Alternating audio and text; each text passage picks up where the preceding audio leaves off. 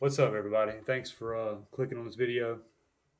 Sorry about the quality. If it's not to your liking, I'm filming this on my Samsung S21 Ultra because the camera I'm going to talk about today is sitting right here, and I wouldn't be able to show it if I was filming with it. So there are tons and tons and tons of videos out there about the specs on this camera, and all of them pretty much say the same thing. And I couldn't ever really find the answer that I was looking for. Yeah, they talk about the specs, and everybody talks about this stupid touch bar on the back.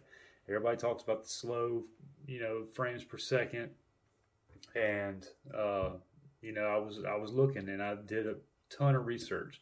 And honestly, I kind of wanted to switch to Sony, but I'm so invested in EF glass that I just didn't want to have to do that all over again. So I knew I wanted to stick with Canon, and I was really eyeing the R6, and it was just stuck in my head that I needed more frames per second, and I was upgrading from the Canon 77D, and this has been a great camera. It does miss a little bit, but it just didn't have a lot of focal points. And I was having to focus and compose, focus, compose, focus, compose, which is nothing wrong with that. And this really, I'm not going to get rid of this camera. I'm going to hang on to it because it's a ASPC sensor, and so you get that extra zoom on all your lenses. So anytime I'm doing wildlife or something, I'll probably just use this one. But the R is a banger for sure.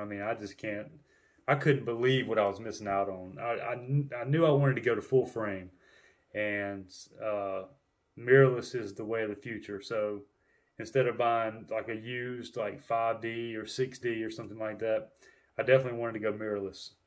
So a few things that kind of spoiled me, like the screen on the top, that shows all your settings. That was really important to me, and I didn't want to lose that. And with the R6, I would have lost that. It doesn't have the screen on top; it has the mode dial. And the wheel on the back, that for aperture, that's something I just use a lot, especially because I mostly shoot in manual, but a lot of times I shoot in aperture priority. So that wheel was just, yeah, I don't know, I felt like I would be missing out if I didn't have it. So I upgraded to the EOS R. And let me tell you, I was blown away. For weeks, this thing sat in my cart at B&H, and I kept waiting on, like a Black Friday sale on the R6. Kept waiting, and the price never changed. So I ended up buying the deluxe accessory kit. So it came with, it's all from B&H. I'll leave a link down in the description. But this is not sponsored, of course. I have like 4 subscribers, so. But this 24-105L is a phenomenal lens. It's just a great focal range. It is stabilized. It's just sharp, crisp photos. I might try to see if I can get some in this video. I'm not a video editor. I don't know a whole lot about it, but I do know that I love this camera. And you're reading the specs, and it's like 8 frames per second and 5 frames per second in continuous. I didn't even notice that it just didn't seem slow. I'm coming from 7 frames here. I think it's 7 through the viewfinder and 10 live view, maybe. But with this one, you're basically always in live view, because when you put it up to your eye, the proximity sensor there on the eye, the viewfinder, it automatically switches back and forth. If you take your eye away, it goes to this screen. If you put your eye to it, it goes to the electronic viewfinder. And that's another thing that I couldn't believe I was missing out on, was the electronic viewfinder. When you adjust shutter speed or ISO or any changes made, it's done in the viewfinder. All your settings are in there. I can't. Well, I tell you what, there is one thing I didn't like, and everybody says the same thing. They don't like the touch bar. I don't like the touch bar either. So, well, I don't use the touch bar. I can't say that I don't like it. I just don't use it because that's exactly where my thumb sits.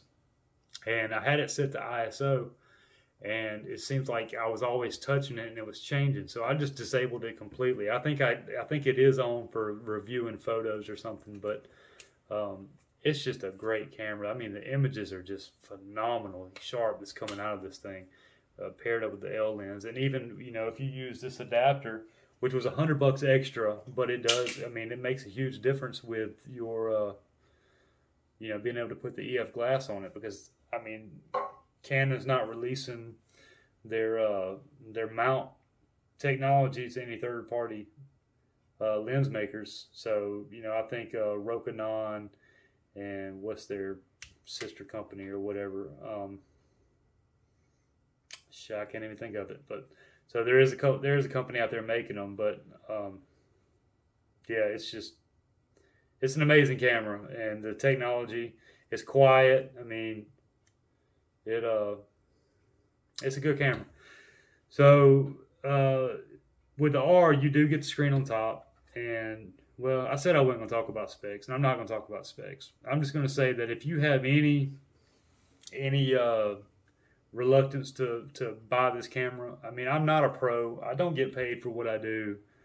You know, that's the goal. One day, hopefully, I will get paid for it. But as of right now, you know, I'm just I guess you can consider amateur. I mean, I'm not a beginner by any means. I do take some great photos, but you know, and if I'd be glad to do paid work. If you want to pay me to take some photos, then yeah, hit me up in the comments below. I'll be glad to. But I think it just gets a bad rap. You know, I think everybody focuses so much on specs that they just, you know, they overlooked it. I mean, it is considered to be an entry level camera. It's not an RP. It does have like it does shoot 4K. It's cropped. So what? That was another thing that kind of hindered me from getting the R6, was that I don't have the computing power to edit that video. It's some kind of weird codec I'm not familiar with, and from what I understand, you needed a lot of processing power to be able to edit that video. And for what little video I do, I wanted it to be, I didn't want to have to buy a computer too, you know. I mean, as of right now, it's still a hobby, and if you're a hobbyist, you know, you definitely don't. So I wanted to be able to grow into it, because honestly, I was putting this on a credit card, and I wanted to be able to, if I'm going to make payments on it for so long, then you know, I didn't want to outgrow the camera. This camera I bought used for $500. It came with a Sigma 17 to 50. No, it came with a 50mm 1.8 Canon, and you know, I paid $500. Well, this is the first thing I ever spent some real cheese on. You know, all my lenses were used, my cameras were used. I think the only thing I bought new were filters. But it was a great purchase. I do not regret it at all, and I do feel like this camera will be around, you know, in my camera bag for a long time. You know, but as photographers, we tend to focus on gear. You know, it's just so addicting. You know, for years I was. You know, I battled addiction, and I still have that addiction. It's just not on the bad stuff. It's finally on good stuff. You know, it's all I do. But so for B&H Photo, I think it was $27.99. It came with this, the body. It came with the 24 to 105 L lens, and it came with this guy right here, the Rode video mic. It's not the Pro. It does take a battery. I think the Pro has like the adjustments on the back, and then it's powered by the camera, if I'm not mistaken. But no, if you're looking at the R, you will not regret it. As far as like me missing the dial pad on the back, every single button is mappable. I mean, every single button on here is mappable. You can make any button do anything that you want, and I don't think that there's probably not two of these out there that are programmed the same. You know, like as far as like switching between one shot and servo, I hit this button here. If I want to adjust ISO, I hit the star and then the shutter speed dial. I mean, it's just a great camera. So, you know, this wasn't a video to go on and talk about the specs and what it's missing or what it does have, and it only has one SD card slot. I've never had an SD card fail on me ever in life. Not saying I won't, but I do buy good cards. And that's another thing the kit came with, was the card. I spend good money on cards. I don't buy cheap ones. I don't order, you know, no names off Amazon. I buy, you know, good cards. So I don't know what else to say, but it's a great camera, and I don't regret buying it at all. And hopefully, it's something that I will continue to grow with, and I will eventually start taking on some paid work. And it's not that I can't get the paid work; it's that my skill level. I am my biggest critic, and I get nervous charging people, man. Like, if I don't know. I don't feel like I'm good. Everybody loves what I do, but I don't feel like I'm good enough to go charge people money for it. And it kind of scares me, to get out there and say, yeah, I'll do it, because the pressure, I don't know. Maybe I'm just weird, but it's a great camera. And, as much as I focused on the specs, I really wanted that new dual pixel autofocus. I really wanted, to be able to shoot 100 frames per second, but it really, in the end, it doesn't matter because of hit rate. This camera hit focus on 95% of it. If it missed focus, it's because of something I did. So you might be able to get 15 frames a second or 12 frames a second with the R6, but I know what you can't do with the R6. You can't look at the top and see your settings. And it might be just as good as far as like hit rate, but man, it's a beast. And I haven't done any video with it yet. The video I do is like, basically my work as, making furniture and cabinets and stuff. I film a lot of that. And just don't put it on YouTube because I don't feel like some of my videos are worth watching. But I noticed the video I did on my backpack got like 200 views, 180 views, and I was like, well, damn, people are actually watching it. I know it's not a lot, but it's a lot to me, and so I figured I'd make a video about this. I also would like to start making videos about, some of the things that I've been through, overcoming my addictions and my problems with, all the bad stuff out there, and time in jail and being locked up, and how I turned it around, and how I used photography to get me out of that funk and get away from the people I needed to get away from. So, I don't know. Hopefully the audio is good, and hopefully the video quality is good. Like I said, I'm filming this on my phone, so that I could do, I could hold this while I talk about it. And, if it's helpful, hit the like button. I'd really appreciate it. I don't know a lot about doing these videos, and I don't plan on trying to become Mr. Beast or anything.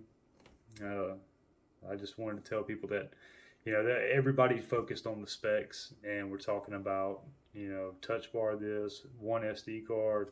I'm just here to say it's fire. It's 30 megapixels. I still have to crop. I'm not good enough to where I can only have a 20 megapixel sensor and just not crop it. So, yeah, it's good. I mean, would a professional buy it? No, they're going to have the latest and greatest. But if you're a hobbyist, an amateur, looking to grow, looking to get out of the ASPC world and get a full frame, I mean, even the RP is probably, a good camera. I don't see Canon making a bad camera. I don't think the M50 did too well or whatever it was, but it really is a phenomenal piece of equipment, and, I recommend you go out and get it. And I think you can catch it on sale right now too. I think you can get just the body for $1,500, but I really wanted to try out the RF glass, and it's worth it. It's worth every penny. I mean, I might not ever be able to buy another one, but I'm glad I got the one I got. That 24 to 105, that's just like an excellent focal range. My fiance all the time would just laugh at me because I was constantly changing lenses with this camera, and going from the 17 to 50, and then I got a 70 to 200, and let me get to 50, and it's none of that anymore. That 24 to 105 is just absolutely perfect. Do I wish it was a 2.8? Yeah, for sure. But the ISO capabilities of this, it doesn't even matter. You can be an F4 and bump that ISO to 6400. You're not even going to be able to see it. No grain. I mean, just crazy. You take this camera to 32, and it looked like grain city. It was just bad. But I mean, just the ISO capability of this, I can't wait for Milky Way season so I can get out there and try to get some shots of the Milky Way. Matter of fact, tomorrow I'm going to get up and try to get that Comet Leonard. So I'll know for sure how it does in darkness, because I'll be hitting ISO ranges, 12,000, maybe 6,400, something like that. But yeah, it's good. You won't regret it. And go out and pick one up now. I think B8H Photos got them on sale. You can probably get them on sale anywhere. I think I got an email from Canon saying they were on sale there too. But buy used if you can. That keeps a lot of the stuff out of the landfills. But it really is a great piece of equipment. I hope this video was helpful. I kind of just rambled on and didn't really look at the camera much, but yeah. And stop complying with tyranny. If I can give any message, it's that. So have a good one, and we'll see you around.